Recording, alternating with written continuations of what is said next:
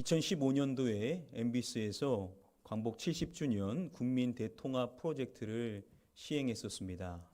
그때 국민 인식 조사를 실시했는데요.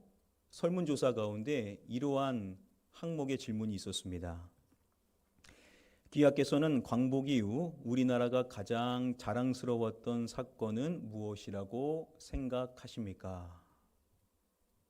광복 이후 대한민국의 가장 자랑스러운 순간으로 가장 많은 사람들에게 뽑힌 그 순간은 무엇이었을까요?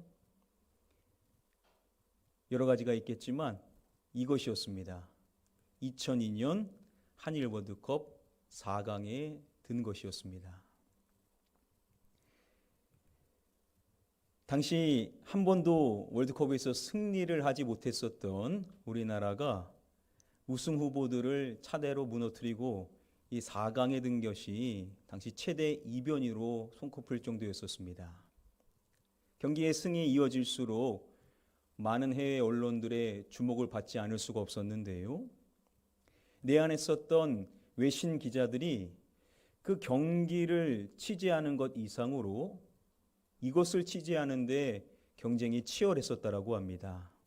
무엇이었냐면 바로 응원하는 것이었었습니다. 바로 길거리에서 응원을 하는 모습이죠.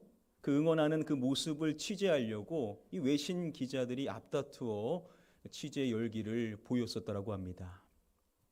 외신 기자들이 그 길거리 응원하는 모습들을 보면서 이런 광경은 처음이다라고 다 감탄을 했었습니다. 여러분, 그때 어떻게 우리나라 국민이 모였는지 다들 기억을 하실 것입니다. 이 가운데도 이 자리에 계셨던 분들도 분명 계실 텐데요. 이렇게 우리나라 사람들이 한자리에 수많은 사람들이 모여서 응원을 펼치는 모습을 보면서 많은 세계 사람들이 놀라게 되었던 것입니다. 한 자료를 보니까요, 당시 길거리 응원에 대하여서 이러한 기록이 있습니다. 길거리 응원에 나선 국민의 수는 연인원 약 2천만 명이 넘는 것으로 집계되었다. 이는 전 국민의 43%에 달하는 수치로 서울의 경우 시청 앞과 광화문 내거리에만 무려 800만 명이 넘는 인원이 모였던 것이다. 이는 전 세계적으로도 유례를 찾아볼 수 없는 응원 방식과 규모였고 연인원 420억 명에 이르는 지구촌 시청자들은 겸탄을 금치 못하였다. 전 국민의 약 43%에 달하는 약 2천만 명이 운집을 했었던 것입니다. 피파에서는 2,200만 명이다라고 보도를 했었는데요. 이러한 광경은요, 전 세계적으로 유례를 찾아볼 수 없는 모습이었었던 것입니다. 그 자료에서 이 부분을 강조했는데요.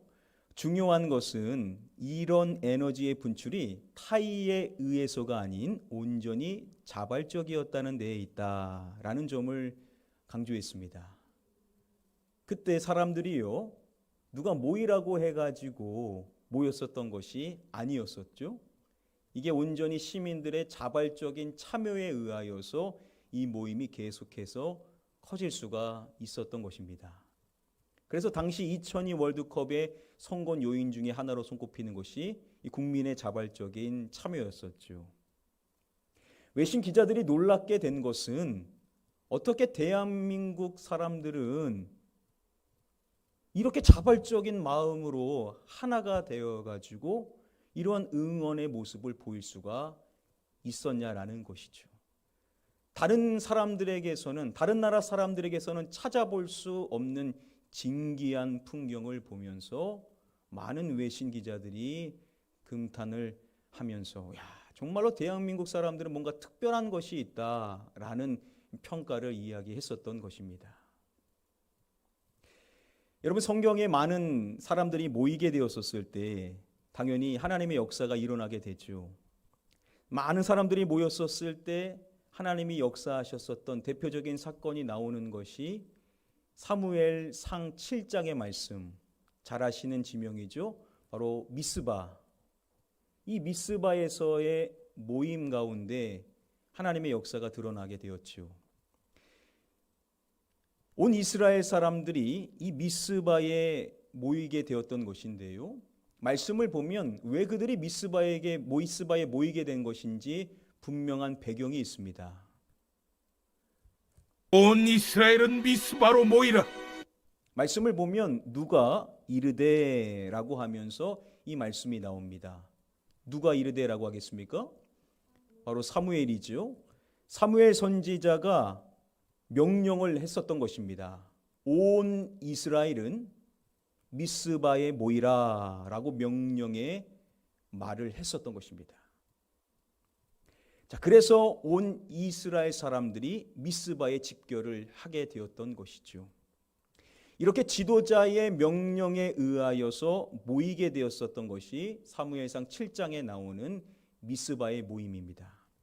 자, 이러한 모임과 대조해서 살펴볼 수 있는 또 다른 중요한 모임에 대한 말씀이 오늘 본문인 느헤미야 8장의 말씀에 나옵니다. 우리 본문의 말씀을 함께 한 목소리로 읽어보도록 하겠습니다. 이스라엘 자손이 자기들의 성읍에 거주하였더니 일곱째 달에 이르러 모든 백성이 일제히 수문 앞 광장에 모여 학사 에스라에게 여호와께서 이스라엘에게 명령하신 모세의 율법책을 가져오기를 청하매. 문장 서두에 보시면은 이스라엘 자손에 대해서 이야기를 하죠. 이스라엘 자손에 대해서 말하기를 이스라엘 자손이 자기들의 성읍에 거주하였더니라고 말씀이 시작을 합니다. 이전까지의 말씀의 내용은 잘 아시는 것처럼 이스라엘 백성들이 예루살렘으로 돌아와서 성벽 재건을 하는 일에 몰두하지요. 그리고 마침내 그들이 성벽 재건을 마치게 되는 것입니다. 자, 무려 70년 동안 무너져 있었던 이 성벽이 재건되어지게 된 것이니 그 성벽을 보면서 이스라엘 자손들이 얼마나 기뻐하고 얼마나 뿌듯해했을까요? 놀라운 사실은 이 성벽을 재건하는데 불과 52일밖에 시간이 소요되지를 않았었다라는 겁니다. 온 이스라엘 자손이요 한 마음이 되어서 이 일에만 몰두를 했었던 것이죠. 그래서 매우 짧은 시간 안에 성벽 재건을 완수할 수가 있었던 것입니다. 자, 그러한 일을 마무리했었던 이스라엘 자손들에 대해서 오늘 말씀이 말하기를 이스라엘 자손이 자기들의 성읍에 거주했음에 대하여서 말씀을 해줍니다. 자, 그동안 성벽 재건을 하는 일에 집중해서 자신들의 가정의 일들을 잘 돌보지를 못하지 않았겠습니까? 그렇다면 이제 주어진 시간을 휴식의 시간으로 좀 여기면서 못했었던 일들을 잘 해나가면 됐었을 것입니다. 자, 그런데 오늘 말씀을 보면 그러한 이스라엘 자손에 대해서 말할 때 이렇게 말합니다. 모든 백성. 그 이스라엘 자손을 포함한 모든 그 백성에 대하여서 이야기를 하면서 이 모든 백성이 무엇을 했는지에 대하여서 오늘 말씀이 주목을 하는 것입니다. 말씀을 보면 모든 백성이 모여라고 말씀해 줍니다. 자, 여기서 이 모여라고 번역이 된 이 히브리어 원어인 아샤프라는 이 단어의 의미는 스스로 몰려들었다라는 의미를 가지고 있습니다. 온 이스라엘 자손 모든 백성이 모이게 되었는데 중요한 점은 뭐냐? 그것이 스스로 모이게 되었었던 모습이었다라는 것이죠. 앞서서 말씀드렸었던 사무엘상 7장에서의 이 미스바에서의 모임은 그들이 모이고자 하는 마음에서 시작됐던 것이 아니라 사무엘 선지자가 명령을 내려서 미스바로 모이라 해서 그 말씀에 따라 그들이 모이게 되었었던 것이죠. 자, 그런데 오늘 느헤미야 8장의 말씀은 누가 모이라라고 한 것도 아니었었는데 모든 백성이 스스로 몰려왔다는 것입니다. 즉 자발적으로 이스라엘 백성들이 모이게 되었다라는 겁니다. 그러한 그들의 모임에 대하여 오늘 말씀이 밝혀주기를 모든 백성이 일제히 라는 말씀을 통해서 그들의 모이는 모습에 대하여서 설명을 해줍니다. 이 일제히라는 원어의 개념은 한 사람 같이 라는 의미를 가지고 있습니다. 자, 그래서 모든 백성이 일제히 모여 라는 이 부분을 영어 번역으로 보면 모든 사람이 한 사람으로 모였다라고 번역을 하고 있습니다.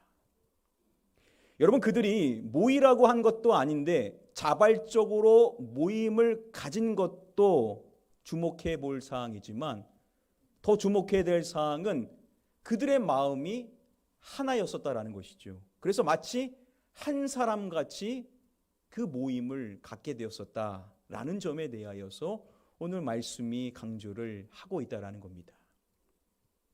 여러분, 궁금하지 않으십니까? 왜 이스라엘 백성들은요, 바쁜 일들 많이 있었을 텐데 자신들의 모든 일들은 다 내려놓고 그들이 자원하는 마음으로 모임을 갖는데 그것도 마음이 하나가 되어가지고 마치 한 사람처럼 모임을 갖게 되었었던 그 이유가 무엇일 것이라고 생각을 하십니까? 이런 물음을 가지고 오늘 본문의 말씀을 다시 한번 읽어보도록 하겠습니다. 시작. 이스라엘 자손이 자기들의 성읍에 거주하였더니 일곱째 달에 이르러 모든 백성이 일제히 수문 앞 광장에 모여 학사 에스라에게 여호와께서 이스라엘에게 명령하신 모세의 율법책을 가져오기를 청하매 모든 백성이 일제히 모였음에 대하여서 말씀이 이야기를 해주고 이어서 그들이 뭘 했는지를 밝혀주는 겁니다. 말씀을 보시면 학사 에스라에게 여호와께서 이스라엘에게 명령하신 모세의 이것을 가져오기를 청하매라고 말씀해 주죠. 자, 모세의 무엇을 이야기해 줍니까? 모세의 율법책에 대하여서 말씀이 이야기를 해주죠. 모였었던 모든 백성이요, 예스라에게 요청을 하는데 뭘 요청했냐? 바로 율법책을 가져와 달라고 요청을 했었던 겁니다. 여러분, 그들이 왜 율법책을 가져와 달라고 요청을 한 것이겠습니까? 이어지는 말씀의 내용을 보면 그들이 그 율법의 말씀을 뭐 하게 되냐면 이제 듣게 되는 것이죠. 여러분, 모든 이스라엘 백성이 마치 한 사람과 같은 모습으로 자원하는 마음으로 모였었던 이유가 무엇인지를 알 수가 있는 것입니다. 그들의 마음 안에 어떠한 마음이 있었냐면 하나님의 말씀을 듣고 싶어하는 마음이 있었다라는 겁니다. 그들의 마음이 하나가 될 수 있었는데 그 하나된 마음이 다른 어떠한 마음이 아니라 하나님의 말씀을 듣고 싶다. 하나님의 말씀이 내 안에 들어오기를 간절히 사모하는 그러한 마음이 그들 안에 하나된 마음을 갖게 했었고 그 하나된 마음으로 그들이 모여서 하나님의 말씀을 가져와 달라고, 그 하나님의 말씀을 들려달라고 그들이 이야기를 했었던 것입니다. 오늘 말씀을 보면 그들이 그렇게 모였었던 그 장소가 어디인지에 대해서 말씀이 밝혀주고 있습니다. 굳이 중요한 것이 아니라고 한다면 밝히지 않았었을 내용인데 그들이 어디에 모였는지에 대해서 말씀이 이야기를 해주고 있습니다. 말씀을 보시면 무엇 앞 광장에 모여라고 이야기를 해주고 있습니다. 어디 앞이라고 말하죠? 수문 앞이라고 말씀해 줍니다.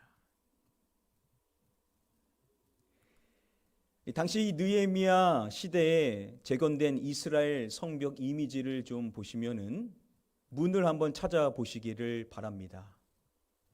지금 문을 쉽게만 봐도 문이 하나가 아닌 것을 쉽게 확인해 수 있죠. 당시 여러 개의 문들이 있었던 것입니다. 자, 이렇게 여러 가지의 문들이 있었는데 그 가운데 이스라엘 백성들이 하나의 문을 택하여 그 하나의 문 앞에 모이게 된 것인데 그 문이 어느 문이라고요? 수문이었었다라는 겁니다. 바로 이 수문에 온 이스라엘 백성들의 마음이 모아지게 되었다라는 것이죠. 여러분 한번 생각해 보십시오. 문이 이렇게도 많은데 굳이 수문이어야 되는가? 이쪽 문이 더 좋지 않은가라는 마음이 있었다라고 한다면 이스라엘 백성들의 마음이 일치되지가 어려웠었을 것인데 그들 모두가 하나의 마음으로 수문 앞에 모이게 되었다라는 것은 이 수문에 대하여서 그들이 가지고 있는 분명한 생각이 있었기 때문이었을 것입니다. 느헤미야 8장의 말씀을 보면 이 수문에 대해서 여러 차례 반복을 하고 있습니다. 즉 이 수문을 강조하고 있는 것이죠. 여러분, 이스라엘 백성들이 많은 문들이 있는데 그 많은 문들 가운데 굳이 왜 이 수문을 택했었던 것이냐는 거죠. 그 수많은 백성들의 마음이 하나가 되어서 그 수문 앞에 섰었던 이유가 분명히 있을 것이라는 겁니다. 여러분, 이 수문이 어떠한 문인지 아십니까?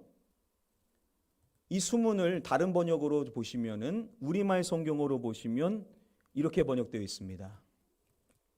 물문이라고 번역이 되어 있습니다. 그리고 영어 성경으로 보면 당연히 또 워러게이트라고 되어 있겠죠. 그러니까 이 문은 뭐냐? 바로 문이라는 겁니다. 이 수문의 중요한 특징이 뭐냐면 당시 이 예루살렘에 물이 공급되어지게 되는 중요한 수원이죠. 이 기온샘과 연결되어져 있는 문이 바로 이 수문이었습니다. 그래서 사람들이 이 수문을 언제 지나가게 되냐면 기온샘에서 뭘 기르러 갈 때 당연히 가겠습니까? 물을 기르러 갈 때 늘 통과하게 되는 문이 바로 이 수문이었었던 겁니다. 그러니까 왜 그들이 수문을 택했는지 우리가 당연히 유추해 볼 수가 있는 대목이죠. 국립국어원 표준국어대사전에서 갈망이라는 단어를 찾아보면요, 이렇게 이 단어를 정의해 줍니다. 목마른 사람이 물을 바라듯이 간절히 바람. 심한 갈증을 느껴보신 경험이 있는 분들은 아실 것입니다. 이 목마름이라는 것이 우리를 얼마나 고통스럽게 하는지를 경험해 보신 분들은 아실 것이죠. 그 갈증, 그 목마름을 가지고 있는 사람, 그 사람이 물을 바라듯이 간절하게 바라는 것, 그게 뭐냐? 바로 이 갈망이라는 단어의 의미라는 것입니다. 모든 이스라엘 백성들이 수많은 문들 가운데 이 수문을 택하여 그 수문의 마음이 하나가 되어 그 수문 앞에 모였었던 데에는 분명하게 그들이 나타내고자 하는 자신들의 마음이 있었을 것이라는 거죠. 그것은 뭐냐? 이들 모두가 하나 되는 마음으로, 다 같은 마음으로 갈망하고 있었던 것이 있었다라는 것을 나타내 준다라는 겁니다. 그게 뭐겠습니까? 하나님의 말씀이었다라는 것이죠. 그들은요, 마치 목마른 사람이 그 물을 간절하게 바라는 것과 같이 이들 모두는 그 수문 앞에 섰었을 때 우리가 갈망하는 것은 그 어떠한 것이 아닌 하나님의 말씀입니다. 우리는 하나님의 말씀에 목말라 합니다. 우리는 하나님의 말씀에 갈증을 갖고 있습니다. 우리의 이 답답함을 해결할 수 있는 것은 오직 하나님의 말씀뿐입니다. 라는 마음을 갖고 그들이 수문 앞에 다 모이게 되었다라는 것입니다.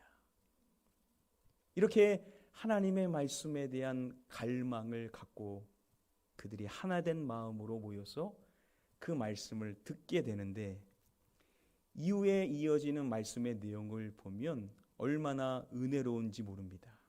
야, 이스라엘 백성들이 이렇게까지도 성숙한 백성이었는가라는 생각이 들 정도로 그들이 큰 은혜의 말씀에 반응을 하게 되어지게 됩니다. 그러니까 말씀에 갈망이 있는 자에게 하나님의 풍성한 은혜가 주어지게 되더라는 것이죠. 제가 신학교 시절에 제 인생의 삶을 바꾼 여러 가지 말씀 가운데 시편의 다음에 말씀이 있습니다. 시편 107편 9절 말씀. 당시 제가 가지고 있었던 의문이, 왜 하나님은 어떠한 교회에는 은혜를 주시고 왜 어떠한 교회에는 은혜를 안 주시는가? 그냥 주실 거면 다 똑같은 교회라고 생각하시고 다 은혜 주시지 왜 어떠한 교회에만 은혜가 임하게 되는가? 왜 어떠한 사람에게만 하나님께서 만족을 주시는가? 왜 어떠한 사람에게만 하나님께서 좋은 것으로 채워주시는가? 물론 신학적인 답들이 많이 있지만 마음으로 공감이 되지 않는 부분들이 있었을 때 하나님께서 이 말씀으로 저에게 분명한 답을 주셨습니다. 바로 시편 107편 9절 말씀.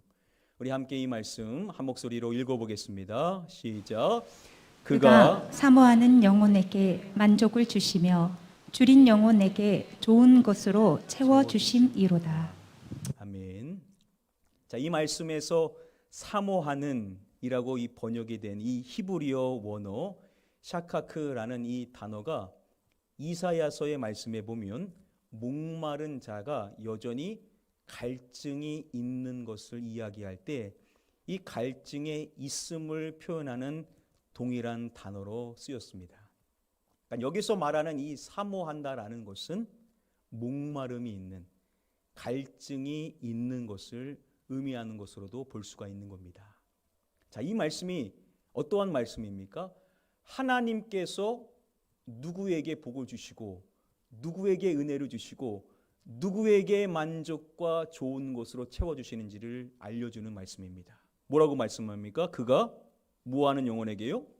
사모하는 영혼에게 만족을 주시며. 그렇구나.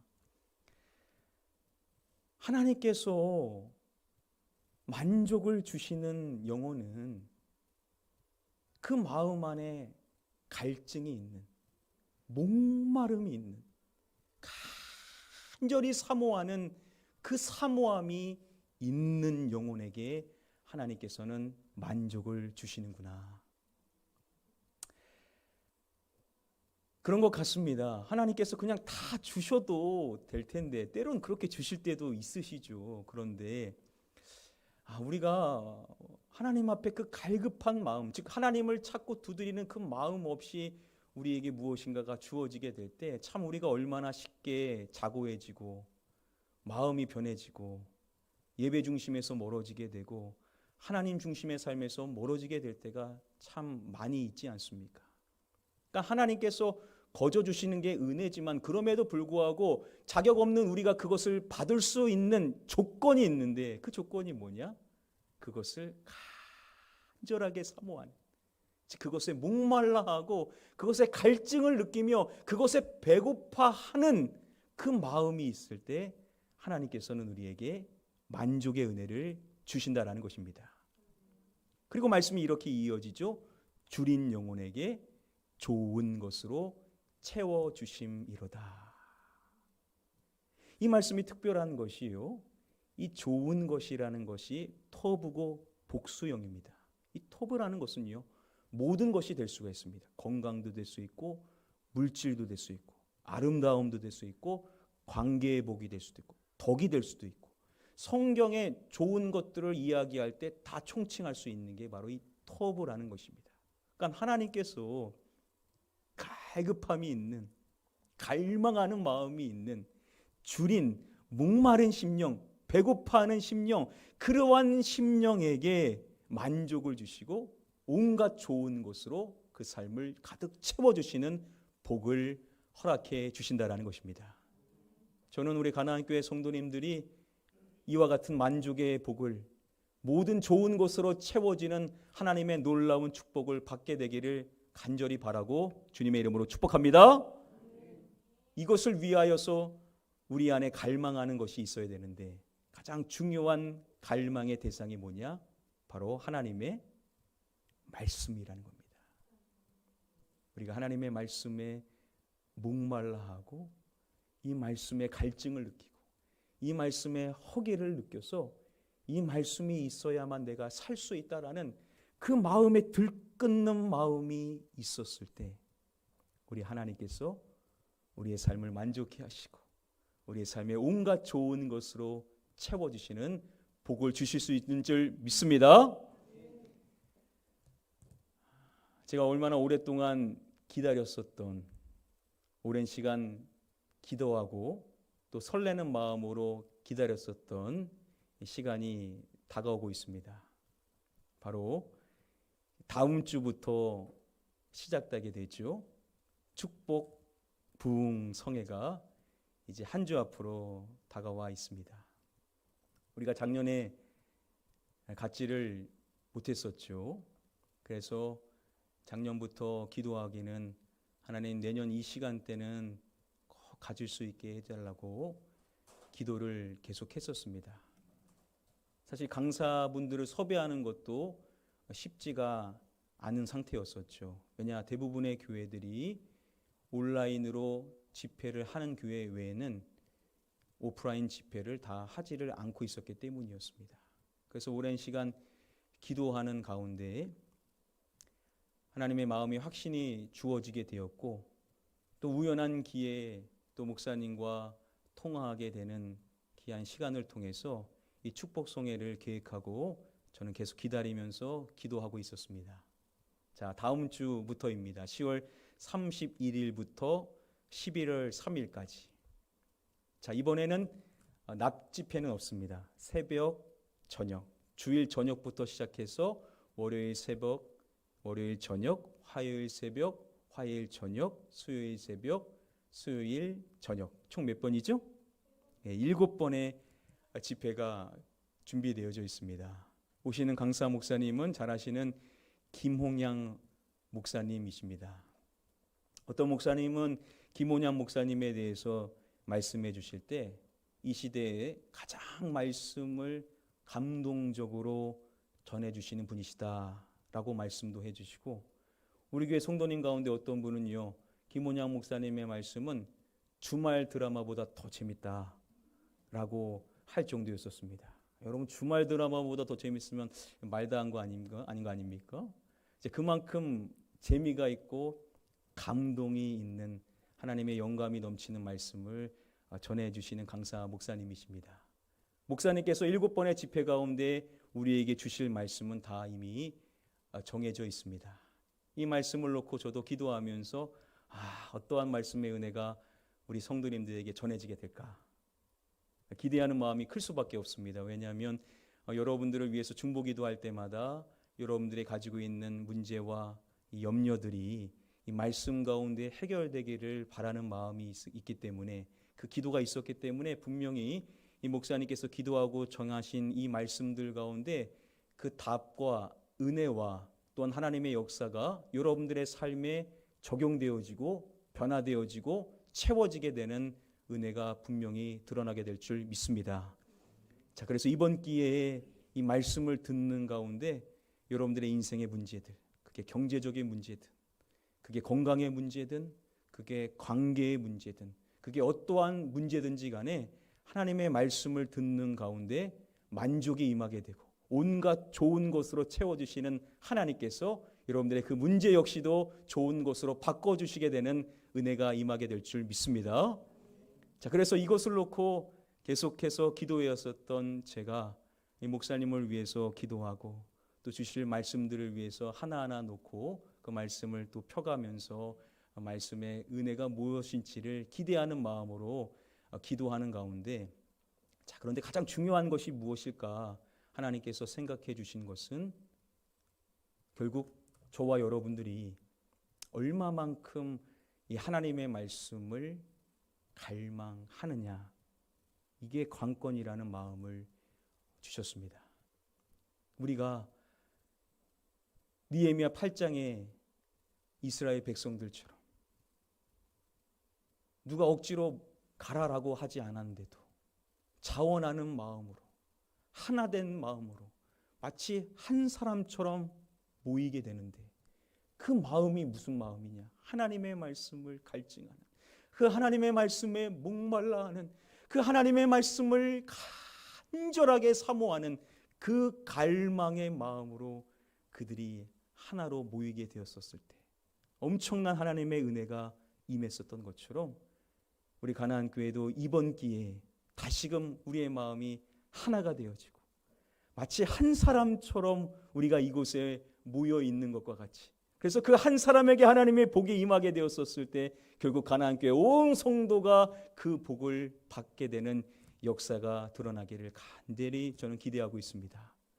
여러분들도 이번 한 주 동안 부탁을 드리기는, 우리 가나안 교회 온 성도님들이 하나님의 말씀을 갈망할 수 있게 해달라고, 하나님, 하나님의 말씀에 목말라 할 수 있게 해달라고, 하나님, 하나님의 말씀에 갈증을 느끼고 허기를 느껴서 그 말씀만을 간절히 사모할 수 있게 해달라고 기도해 주시기를 주님의 이름으로 부탁을 드립니다. 그래서 우리가 그 시간 가운데 그 7번의 집회를 통해서 수많은 간증들이 일어나게 되고 수많은 하나님의 역사가 있었음을 고백하게 되고, 이번 집회가 내 인생을 바꿨노라 라고 할 만큼 하나님의 풍성한 은혜를 다 경험하실 수 있는 저와 여러분들 되시기를 주님의 이름으로 간절히 축복하며 축원합니다.